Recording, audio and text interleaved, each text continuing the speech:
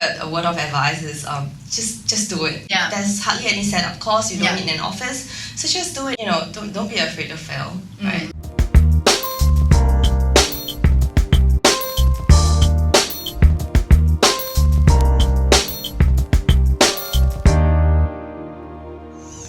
Welcome to the channel MomBoss, where we believe that your MomBoss goal is possible with a little bit of determination and the right strategies. And because of that, we like to provide more inspiration to you by interviewing successful mompreneurs like Rachel today. Rachel is the founder of Abimael. She's a mother of two who's passionate about everything kids and design. Abimael is a design studio which provides design-led, custom-crafted interior decor for kids, home businesses, and events 4 years ago. So it's been in business for 4 years. And get this, she did not even quit her job to start the business. She was still working for 2.5 years, you told me, until you just... Until last year, I was pregnant with my second kid, and you decided that, okay, this is the time to jump into this full time. Yeah. Okay, right. So tell me, how did you get into the business? So when I started 4 years ago, my elder kid, she was 6 months old, and at that time I was buying many decorative kids items on overseas platform like Etsy and online shops. And then I realized that I could actually design them myself, and because my family business is in signages and they have the production facilities for me to use. And then so I tried some home collection where I did it for my own kids, and it turned out well.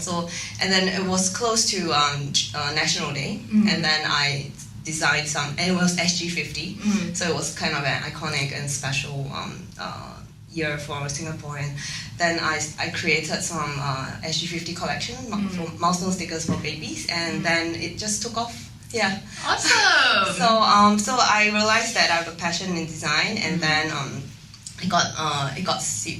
when the first launch was successful, I started gaining some confidence to make it bigger and more legit, like incorporating a business and creating more product lines. So that's how Abimael started. Right. Yeah. And I remember coming across Abimael the first time. It's a lot of cake toppers you made. I think that's when moms seeing other moms having it, and then they like one for themselves as well, right? That's right.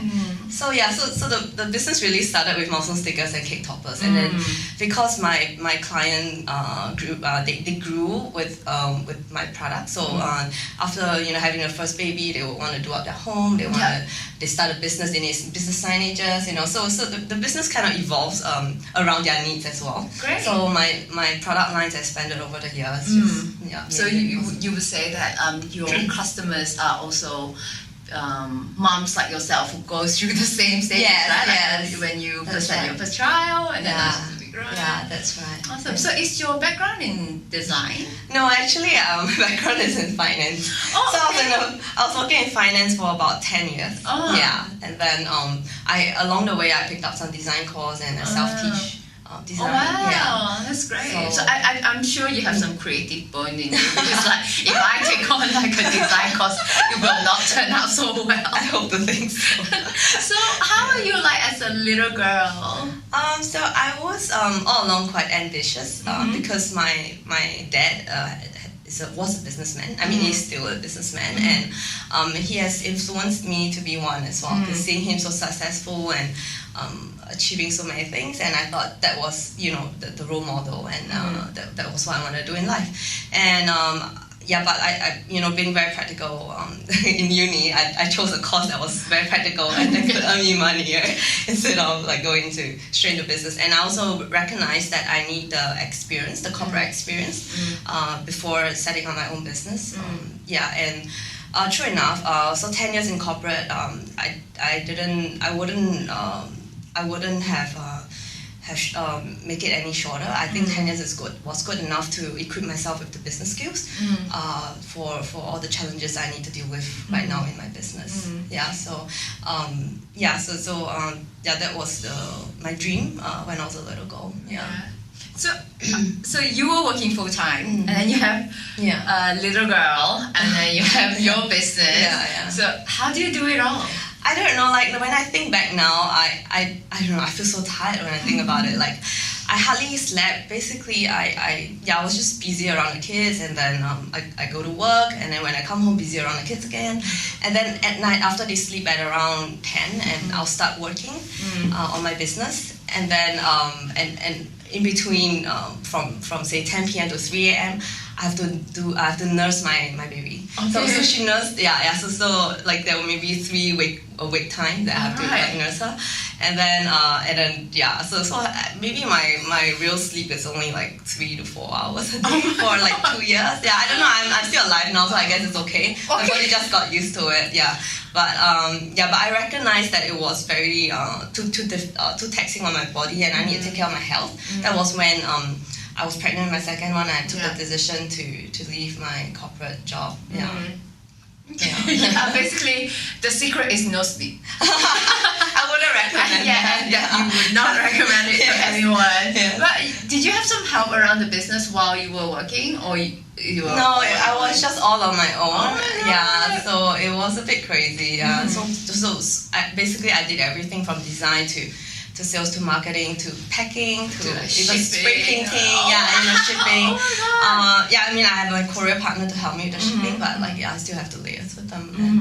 And, so everything on my own. And Okay, and till today, are you still on your own? No. So last year, I started after giving birth to my second baby.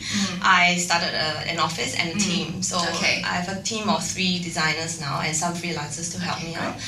So it's the best business decision ever to hire them, because that really frees up time for me to grow the business in terms of business development and strategy planning. So I'm sure a lot of moms would like to know, right? I mean, it gets to a point that you know that you can't do it all, but what is that turning point that you realize that it's time to hire? Is it based on revenue, or is it based on like it's a pure gamble? What was it? So there were a lot of considerations to leave my corporate job, because it was a cushy job, was well paying, and I was good at what I was doing, and I knew that if I was to stay on, I could be a CFO very soon. And but my passion and my heart is in the business, and I felt that I wasn't going to excel in any area if I were to continue juggling so many hats. So so at that time there were a few considerations. So it was revenue, and it was that I want more time with the kids, right? Quality time, because in the past when I spend time with the kids, I'm always tired, like too tired to do anything with them, and just my mind's constantly on the business. So that was why I took the turn, and And how's is it like hiring your first employee? So I advertised on Instagram and on job boards, and I get many applicants from there, and then I'll just based on their CV, and I arrange for interview, and many turn out to be okay, but I just some of them my gut feeling just tells me no, right? Without any explanation. I guess it's just a personal, the face-to-face interaction wasn't great. I needed someone that I can connect with, and that has portfolio that is relatable to my branding. So I just went with my gut and hired the first one, and then the second one immediately. And then I had that. Would you recommend that's something that people should do, like first one and then the second one immediately, or do you think that should be like a bit more time to train them or induct them into the company? Because at that time when I started the office, it was already exactly a year now. So it was leading to Christmas, and I had so many plans around Christmas. I have to do like my big Christmas launch and make everything happen. So I knew I needed the help, and so I just went out to took a gamble and just had to. And it turned out to be really good. They did amazing job during that period. They fulfilled. I mean, created so many designs added to the collection.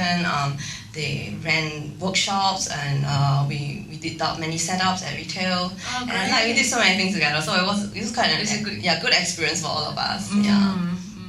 Oh wow, amazing. And so so when things get tough, what keeps you going? So I always think back to why I started a business, right? So one main reason is because I wanted more flexibility, like with around my schedule. So with a corporate job and running a business at the same time, it was very difficult to be present like at all the events in school and like just be there for them whenever they're out of school. So with business, I'm able to take my time off whenever I want. I just do my do planning in advance, and I delegate my job right to my team. So so sorry, what was your question? When things get tough. Yeah. So I I'm sure it gets tough. Yeah, I think back to why I started business, which was family, one, and then also secondly, we are creating products that add value to people's life, like making their home better, making their weddings, their events more meaningful with customized items. So that really putting a smile on people's faces. Yes. A really good satisfaction. Yeah. So when going gets tough, I just think of the positive side of the business. Yeah, and then that you're delivering happiness the moment you present something like this. So Rachel was so nice. So she made these for us, the gangs, for my family. So nice.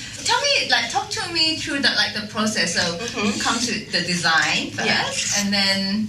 Yep. So this is it's a Christmas wreath. So it represents everlasting life, and we wanted it to be because the branding is rather minimalistic. So we didn't want too many berries or too many colors to it. So we call this the rustic wreath. It's been with us since the first Christmas collection. I see. So it's basically just twines. Dried twines with artificial leaves around it, and this wreath. So we thought that adding a border would be nice. It will add some effect. I mean, a 3D effect to it, and then of course customization adds value to the product. And this is the most popular product for my Christmas for the past two collections. Two collections, and it's been it's a meaningful gift as well, right? So I can order this for my friends and family. Yes. How long does it take to, like the lead time? So standard lead time would be 2 weeks. Okay. During the very very peak period, I would say about 3 weeks, but we can always do a rush order if they want to within a week. Yeah. Okay, cool. And how did you grow the business? So when how do I grow it? So I think there are a few ways, right? So there is introducing new collection every say 2 months. Like so whenever there's a festive period, like Christmas, Chinese New Year, Hari Raya, and all the like Teachers' Day and all those mini like Mother's Day, Father's Day, you know. So by creating that, it kind of brings some freshness to the website where people keep coming to the website to buy new things, and once they buy and they like it, they will keep buying for the next occasion. So you see a lot of repeat customers coming back for different occasions? Yes, that's right. So that's what we're focusing on to get people coming back to buy our items. So, and also there are other ways that we have grown the business so far. So apart from Abimael.com, there is also another part of the business that has been growing, which is the design service. So we provide design services such as styling service, logo design, graphic design, and most recently interior design. So so we do things like even like setting up like we do installation for signages and things like so value-added services that most big companies they don't design and install at the same time. So I'm more like a one-stop shop for SMEs where they just need a simple solution and more personable as well and less transactional. Yeah. Oh, interesting. I didn't know that you provide. Yeah, so we haven't So is it something that you thought, okay, this is something that we could do, so we offer this service, or is it something that people approach you for that service and you're like, okay, yes. So it's the letter. So it's people like so as I said earlier, the customers, the business kind of grow with the customers. As the customers have some needs and they ask for such services, and I'll do some internal planning, and I'm like, yes, we can do it. Yeah. So so that's how, and then along the way I learn, right? So you realize, hey, this is something that people need, so I might as well offer it. And I can learn. Yeah, it's not, and it's not way different from what I'm currently doing. It's just offering a different, perspective and different context, right? Different service compared to creating design for my own store, right? So creating design for others. So we do like corporate premiums as well for companies. So now it's a very festive period. Yeah, so Christmas and Chinese New Year, they're huge for corporate gifting. Yeah. So how do you think you can make your corporate gifting slightly different from what people can get out there? So we do. So most of the time when you hear corporate gifting, you think of mugs, pens, really tacky gifts that has already. We've gone to a. I think the customers are more savvy now. They want to, and their taste, what they like is different from what they used to like. Yeah, and if I give, I want it to sort of stand out from what other people are giving. Yeah. So what we offer is customized themed gifts. So say an event that we just did for Laura Mercier, we customized. So they were launching their newly formulated tinted moisturizer, so in 20 different shades. So and then we incorporated the shades onto a quotation signage, and then we have like the New York skyline and a Paris skyline on it, because they are a New York brand, but they have a French heritage. So we add in elements of what's relevant to the brand and the event. And then we make it unique and special, and we provide live customization of the participant's name for them to bring home, so that is something unique for them. And we also provide painting services, so it's a craft workshop as well, so they get to paint their own plugs on their own signage on the spot, and then they get to bring home something very unique. Wow, great! And it's good to see how you started the business from a personal thing to B2C, and then now it's B2B. Yes. It's going on a bigger scale right now. So I'm sure in your journey, you've come across different things. And what is the one thing you would share with mompreneurs out there, or aspiring mompreneurs? What's the one thing that you would like to share? Okay, so I've had many moms telling me that they have this great idea, they don't know how to execute it. So maybe a word of advice is just do it, right? So what I did was I did from the ideation to when I started Abimael.com was just 1 week. Right. So I really I was just I'm like that. So once I have an idea, I just want to get it out. So same with Happy Tea as well. So just do it, because now .coms are so cheap. There's hardly any setup costs. You don't need an office. So just do it and see, and start an Instagram account, and then just see where it brings you. Because honestly, when I started Abimael, I didn't know it would become what it is today. I just thought it's gonna be a hobby thing. I just thought I'm gonna be a CFO one day. So who knew that part time? Exactly. And who knew it's become my major part of my life now. And this one, I want to carry this business for a long time, and hopefully a legacy for my kids. Little, not so little anymore. So just do. Don't think too much. Just do it, and if it doesn't work out, just move on to the next thing. Right? Because I believe that if it doesn't work out, you will learn something out of it, right? And then you will do better the next time. Start something again, do better next time, learn from a mistake, and don't be afraid to fail, right? So just Okay, thank you so much for your time. It's been a very inspiring story, really, I think. And to know that you can be in a situation where you are balancing so much, and you're like, oh man, you got so much lack of sleep, and you can get out of that when you have a clear purpose and bringing joy to customers' life, and by bringing this beautiful gift. I'm so happy as well. So thank you so much. If you thank you for watching. If you enjoyed this show, please share it with your friends and family by hitting the share button below. Thank you. See you next time. Thank you. Thanks, Rachel. Thank you.